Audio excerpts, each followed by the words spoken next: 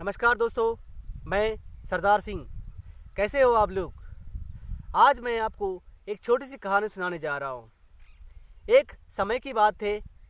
एक बार गुरु और शिष्य दोनों मिलकर वे शहर जा रहे थे। तो जाते जाते उनको शाम हो गई थी और अभी रात होने वाली थी। तो जंगल से जाते जाते उनको रात होने वाली है, तो एक झोपड़ी उनको दिखाई दी और वहाँ पर झोपड़ी के पास गए और उस मकान मालिक से कहा कि हम शहर जा रहे हैं, क्यों ना हम यहाँ पर रात पर रुक जाएं। ऐसा कहने पर उस मकान मालिक ने उनको वहाँ पर ठहरने के लिए मना कर लिया। और वहाँ पर देखा तो उनके पास एक भैंस थी और वहाँ पर कोई भी ऐसे माल वगैरह यानी कि फसल वगैरह कुछ नहीं था। तब उस व्यक्ति से यानी उस मकान मालिक से उन्होंने पूछा कि आप खाते क्या हो, काम क्या करते हो? तब उस मकान मालिक ने ये कहा कि हमारे पास एक भैंस है और वो भैंस दूध देती है। हम उस भैंस का दूध निकालते हैं और जाकर बेचते हैं। उनसे जो पैसे आते हैं हम अनाज खरीद कर अपने परिवार को पालते हैं। तो उन्होंने पूछा कि अपने परिवार में कौन कौन है? तो उन्होंने कहा मेरे माँ बाप है, मेरी पत्नी है, मेरे 2 बच्चे हैं। तो इन सभी को आप उसी से पालते हो? तो उन्होंने कहा हाँ, मैं उसी से पालता हूँ। तो इस प्रकार से देखा तो आपको कितना खेत कितना है? तो उन्होंने कहा मेरे यहाँ से लेकर वहाँ तक ये मेरा खेत है। ऐसा उन्होंने उनको जवाब दिया। तब यहाँ पर रात हो गई थी, खा लिए और खाना खाकर सो गए थे। तब गुरुजी रात के 1 बजे या 2 बजे उठे और उठकर अपने शिष्य से कहा उठो और वो भैंस पकड़ लो और निकलो। यहाँ शिष्य परेशान हो गया, हैरान हो गया, ये क्या बात है? गुरुजी ने हमें हमेशा अच्छे काम करने के लिए शिक्षा दी है, ये आज क्या हमें चोरी करना सिखा रहे हैं? ये शिष्य को बड़ा आश्चर्य हुआ। फिर भी गुरुजी ने कहा उस भैंस को पकड़ो, छोड़कर मेरे साथ निकलो। ऐसा गुरुजी ने उनको आदेश दिया। तब गुरुजी की बात माननी पड़ी। तब शिष्य ने ऐसा ही किया, वो भैंस छोड़ी और दोनों साथ में रात में ही निकल पड़े।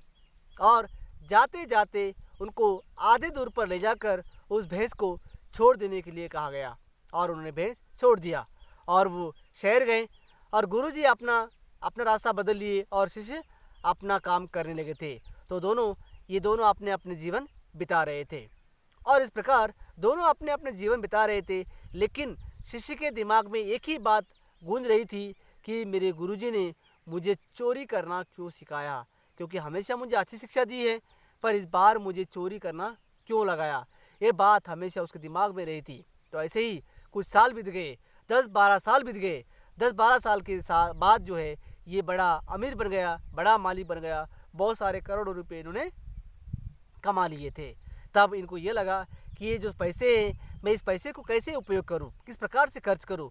उनको ये एक सोच आई। तब यहाँ पर ये बात भी उनके दिमाग में थी, क्यों ना जिस व्यक्ति को हम धोखा दिए, जिसकी भैंस चोरी करके लाए थे, क्यों ना जाकर हम उसको सहायता करेंगे। उस प्रकार इस शिष्य के दिमाग में ये बात आई। तब इस प्रकार से सोचकर वे उस गांव को निकले, उस जगह पर निकले जहाँ पर वे भैंस छोड़कर लाए थे। और वहाँ पर जाकर देखा तो स्थान कुछ बदला बदला हुआ लग रहा था।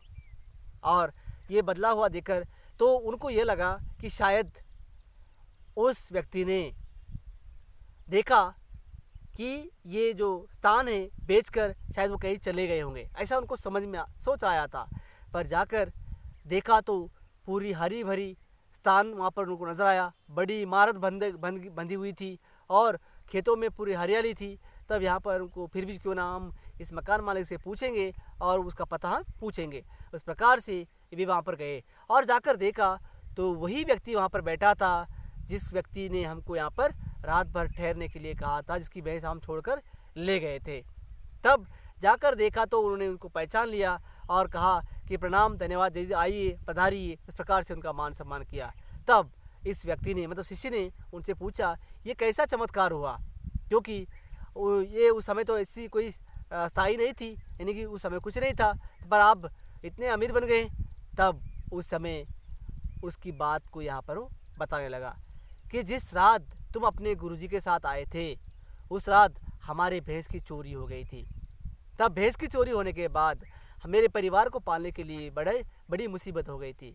तब मैंने कुछ दिन लकड़ियाँ बेचना शुरू किया। लकड़ियों से मैं पेट नहीं पाल पा रहा था। तब मैंने जो मेरा खेत है उसको जोतना शुरू किया, और उसको जोत कर जो है उसे मैंने गाड़ी खरीदी, बंगले खरीदे, और उस प्रकार से भैंस खरीदी, और मैं इतना अमीर बन गया हूँ। एक प्रकार तो शुक्रगुजार हूँ उस गुरुजी का, जिन्होंने शिष्य कहने लगा कि मैं शुक्रगुजार हूँ मेरे गुरुजी का, क्योंकि अगर उस समय उस भैंस को वो ना ले जाते तो इस व्यक्ति का ऐसा बदलाव नहीं होता। ये जिस प्रकार से जी रहे थे ये उसी प्रकार जीता था। तो इसी प्रकार से हर एक इंसान को एक मौका मिलता है अपने आप को बदलने के लिए, पर हम जिस स्थान पर हैं, जो काम करते हैं, हम उसी काम को करना पसंद करते हैं, लेकिन आगे बढ़ने की कोशिश नहीं करते हैं। तो ये कहानी आपको समझ में आई होगी।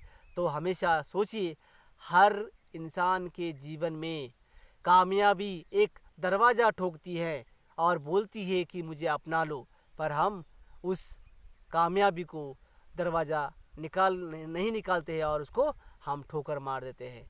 तो ये कहानी आपको समझ में आई होगी। नमस्कार, धन्यवाद।